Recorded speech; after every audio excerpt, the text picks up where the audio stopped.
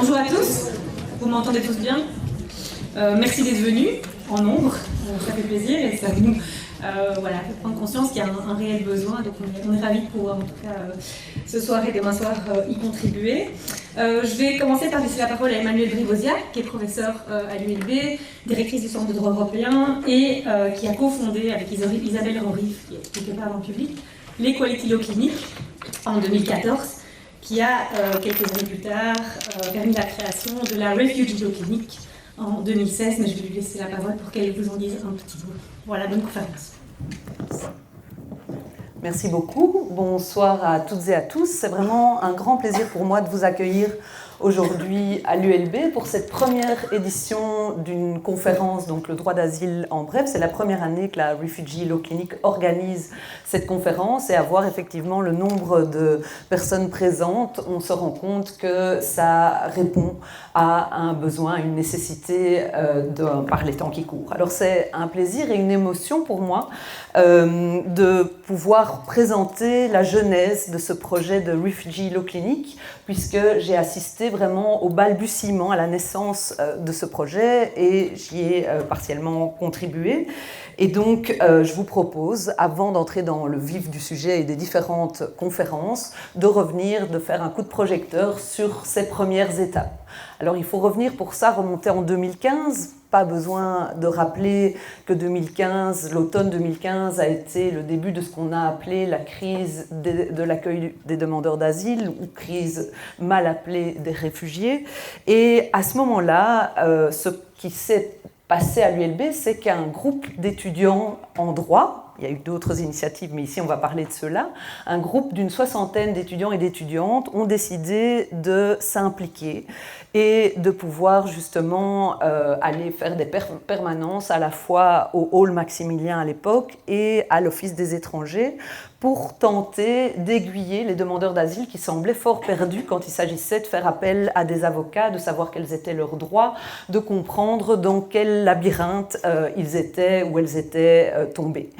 Et donc, on a eu, de ce point de vue-là, une grande énergie positive, un désir d'engagement qui s'est manifesté au sein des étudiantes et des étudiants en droit, tant en bachelier qu'en master. Donc, ce n'était pas du tout les plus avancés dans leur formation qui se sont lancés. Et il y a eu une envie aussi de les aider dans ces initiatives et en particulier, il faut mentionner Sarah Ganti qui était doctorante à l'époque et qui a vraiment servi de courroie de transmission pour mettre en relation ces étudiants et étudiantes avec la Ligue des droits humains, la Commission des étrangers de la Ligue des droits humains, avec le barreau et avec certaines personnes du milieu académique. Et donc, dès 2015-2016, il y a pu y avoir une première initiative et des permanences qui ont été tenues par ces étudiantes et étudiants, de manière parfois un peu artisanale, mais avec beaucoup d'engagement, de bonne volonté. Et petit à petit, il y a eu aussi des formations qui ont été données à ce moment-là pour permettre à ces étudiantes et étudiants d'acquérir les bases du droit des réfugiés qu'ils ne connaissaient, qu'ils n'avaient pas toujours étudié préalablement. Alors, c'est aussi dans ce contexte qu'est née l'idée de pouvoir structurer cette initiative et lui donner un cadre ici à l'ULB dans le contexte académique et de pouvoir encadrer à l'avenir les étudiants et étudiantes qui souhaitaient s'investir. Et c'est comme ça qu'est né ce projet de Refugee Law Clinic. Il est né, donc ça a été possible, disons, de donner un cadre structurel et un encadrement scientifique et académique dès l'année 2016-2017, année académique. Et les premiers qui ont été les pilotes, disons, de cette première initiative, ce furent donc d'une part Serge Baudard, qui était le titulaire du cours de droit belge des étrangers à ce moment-là, et on a eu la chance d'avoir aussi Sotine Go, qui est devenue entre-temps la directrice du CIRE, mais qui était pour 6 mois ici à l'ULB et qui a assisté donc Serge Baudard et coordonné cette première initiative de clinique juridique dans laquelle on encadrait des étudiants pour pour travailler directement sur des dossiers de demande d'asile. Et donc la première initiative fut assez modeste puisqu'on a commencé petit avec 10 étudiantes et étudiants qui avaient été sélectionnés, qui étaient particulièrement motivés pour s'investir dans un tel projet. Depuis lors, on a pu se donner les moyens de faire grandir le projet.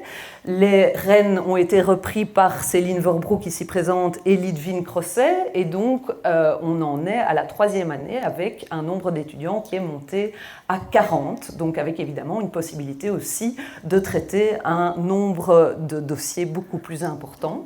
Et il s'est avéré au fil du temps que ce projet semblait répondre en tout cas à toute une série d'objectifs, des objectifs pédagogiques évidemment, puisque des retours qu'on a pu avoir de la part des étudiantes et étudiants, c'est vraiment une manière d'apprendre qu'ils avaient rarement expérimenté dans leur parcours et qui souvent leur a appris bien plus qu'un cours ex cathedra. Et les retours qu'on a eus des différents partenaires avec lesquels la clinique travaille, à savoir notamment le barreau, mais aussi le HCR, aussi des associations comme le CIRE, comme la Ligue des droits humains, c'est que ça répond, et Nansen, je pense à Julie qui est juste en face de moi, donc tous ces partenaires qui sont dans le comité de pilotage soutiennent et nous encouragent à aller de l'avant dans cette initiative pédagogique et engagée. Voilà, donc je vous souhaite d'excellents travaux et d'excellentes réflexions pendant ces 2 jours et je cède immédiatement la parole à Lidvine Crosset. Alors moi je me permets juste une petite incursion au nom de Philippe de Broecker qui n'a pas pu être présent ce soir. Donc Philippe est professeur à l'ULB et notamment c'est le titulaire du cours à option en droit des étrangers duquel dépend la Refugee Law Clinic. Et Philippe, en fait, coordonne également un réseau universitaire d'études juridiques sur l'immigration et l'asile en Europe, qui s'appelle Odysseus. Et ce réseau, chaque année, organise une summer school sur le droit et la politique européenne d'asile et de migration. On disposera des flyers à l'extérieur, si jamais ça peut intéresser certains d'entre vous. Et alors, pour les personnes intéressées par la matière, ce que j'imagine que vous êtes tous, une dernière info concernant un cours en ligne qu'organise l'UCL. Donc, Sylvie Sarolia et Christine Flamand ont mis en ligne un MOOC qui s'appelle Migration, Regard croisé, que vous trouverez sur le site edx.org et qui est un cours qui offre donc des regards croisés interdisciplinaires sur les différentes thématiques transversales liées aux droits des réfugiés. Voilà, je cède tout de suite la parole à Céline Verbroek, avocate spécialisée en droit des étrangers notamment, et avec laquelle j'ai le plaisir de me charger de la Refugee Law Clinic à l'ULB. Je vais mettre celui-ci.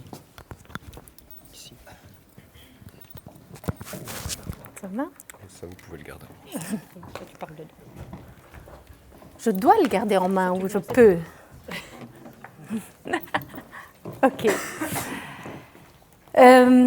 Merci à tous aussi d'être présents. Une brève introduction pour vous signaler que c'est au lendemain de la Seconde Guerre mondiale, avec ses 30 millions de déplacés, et après le drame de la Shoah, avec ses 6 millions de morts, que fut adoptée le 28 juillet 1951 la Convention de Genève qui a défini le statut de réfugié. Le droit d'asile avait été inscrit quelques années plus tôt déjà dans la Déclaration universelle des droits de l'homme de 1948. On est 70 ans plus tard. Que reste-t-il aujourd'hui de ces principes universalistes ? Eh bien, on peut dire qu'aujourd'hui, le droit d'asile tend à déranger, à être encombrant. Il entre en tension avec la volonté des États de limiter l'immigration au sens large, les regroupements familiaux, les travailleurs non qualifiés. Or, bien sûr, le droit d'asile ne s'accorde pas avec une idée de limitation du nombre de réfugiés.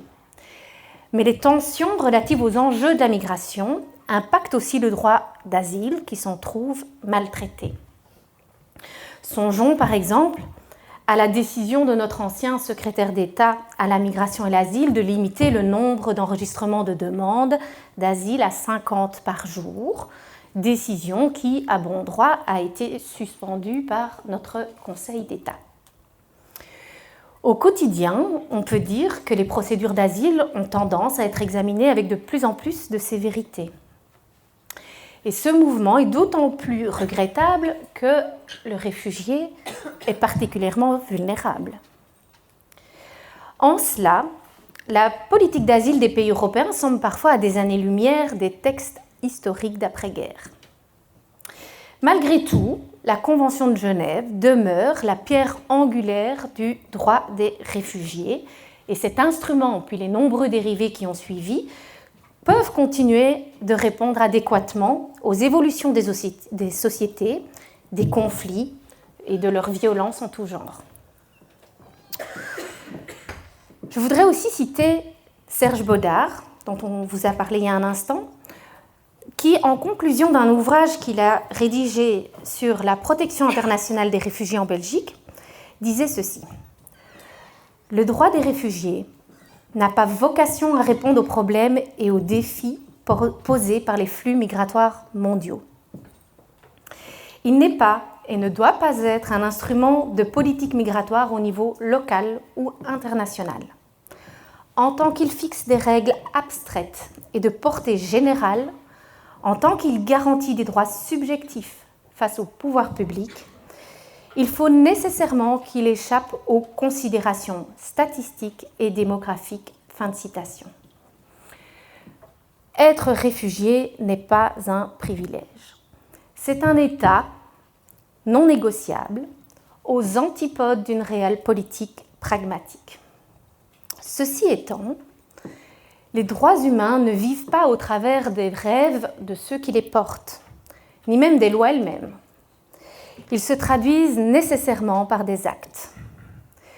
Françoise Tulkens, ancienne vice-présidente belge à la Cour européenne des droits de l'homme et grande militante des droits humains, témoigne souvent du fait que les vents sont contraires. Elle nous appelle à veiller à la préservation des droits fondamentaux avec la plus grande des rigueurs. Si le droit peut être à la fois du côté de la raison d'État, fondant et légitimant ses hautes et basses œuvres, on le trouve parfois aussi du côté de la conscience rebelle qui invoque des droits irréductibles. L'idée est de François Host. Dans cette lutte, chacun a un rôle à jouer à son niveau, dans sa sphère d'action personnelle. Les conférences d'aujourd'hui et de demain visent précisément à mettre en lumière les rôles de chacun, y compris nous-mêmes, dans la mise en œuvre du droit d'asile. Le premier pas de l'action est toujours l'information. Nous allons donc chercher, par la conférence de ce soir d'abord, à comprendre les procédures, les lois, les pouvoirs d'action des autorités. Ensuite, et ce sera le thème de la conférence de demain, nous serons invités à nous informer sur le réfugié lui-même. En effet, le point de départ du droit d'asile est l'individu, son vécu, son état physique et psychique. Il s'agit de comprendre la personnalité de l'autre tel qu'il se comprend et se vit, de cerner ses craintes subjectives, mais aussi le contexte objectif dans lequel ces craintes sont nées. Dans le cadre du droit d'asile, nous sommes invités à rejoindre l'étranger au cœur de lui-même et à utiliser notre propre esprit critique, mais ouvert, pour relier ce vécu, préalablement bien compris, aux critères de protection établis par les conventions internationales et les lois. Nous pouvons tous être interprètes ou traducteurs de ce vécu, un passeur d'informations. Celui ou celle qui parvient à franchir les frontières arrive avec sa personnalité, sa culture, son niveau d'instruction, mais il arrive aussi le plus souvent brisé, traumatisé, incapable de parler des traitements subis, des tabous, de sujets qu'il ou elle n'a pas l'habitude d'exprimer, encore moins vis-à-vis d'une autorité dont on a plutôt parfois appris à se méfier. Et pourtant, dans la procédure d'asile, la parole de l'exilé sera essentielle pour déterminer si, in fine, il ou elle rentrera dans les critères précis du droit à une protection internationale. La presse évoquait hier une étude de Médecins sans frontières Belgique, réalisée à partir des consultations menées auprès des réfugiés qui n'osent pas demander l'asile en Belgique et que l'on appelle les migrants en transit. L'étude souligne que les patients sont vulnérabilisés par les traumatismes vécus avant et pendant l'exil et que pour une personne sur 4, cette vulnérabilité est aggravée par des facteurs liés à leurs conditions de vie en Belgique elle-même. En tant qu'avocate, j'ai eu très souvent l'occasion de collaborer avec des travailleurs en santé mentale pour accompagner des demandeurs d'asile. Il y a une chose qui m'a toujours frappée, c'est l'impact que pouvait avoir le simple projet de lettre que je transmettais pour décrire l'histoire de la personne et faire le lien avec les règles légales. Souvent, les thérapeutes m'ont fait le retour que la personne voyait dans ce document, sans avoir déjà le moindre statut, en Belgique, une forme de première reconnaissance. La personne entendue s'en trouvait déjà un peu mieux. Elle pouvait notamment affronter la procédure, ses interrogatoires, avec un peu plus de sérénité. Le droit est un outil puissant, mais qui peut aussi rester stérile si nous ne le faisons pas vivre de manière holistique, avec d'autres regards, d'autres intervenants. Le droit doit nécessairement être contextualisé, relié à des êtres vivants, des histoires, des faits, des données politiques, historiques, médicales, etc. Finalement, défendre le droit des réfugiés, c'est défendre nos propres droits humains. Je conclurai en vous disant que la société et l'État ne sont pas des valeurs absolues. Au-dessus, il y a la personne humaine. Souvenons-nous de Camus, on commence par vouloir la justice et on finit par organiser une police. Merci.